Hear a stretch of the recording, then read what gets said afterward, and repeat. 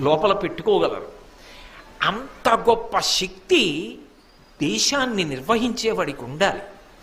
అలాంటి వాడు తెలుగువాడైనందుకు, అంత సంక్లిష్ట పరిస్థితుల్లో అలా ప్రధానమంత్రిత్వం చేసినందుకు ఇంత మెల్లగా తప్పట్లు కొడితే అంతకన్నా అసహ్యకరమైన విషయం ఉంటుంది. అంత గొప్ప ప్రధానమంత్రి పివి నరసింహారావు గారు. మీరు నిజంగా పుస్తకాలు చదివితే ఆయన ఎంత దార్శనికుడో, ఎంత జాగ్రత్తగా నిభాయించుకొచ్చారో, ఒక తెలుగువాడు అలా ఎలా నిలబడగలిగాడో ఆశ్చర్యం వేస్తుంది. చిట్ట చివరికి ఏ స్థితి అంటే పాపం అప్పులు తీర్చడం కోసం తన ఇల్లు అమ్ముకున్నారు ప్రధానమంత్రి చేసినటువంటి వ్యక్తి.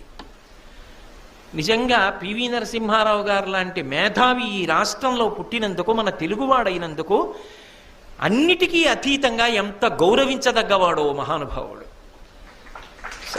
మిగిలిన విషయాలు వేరు విషయాలు.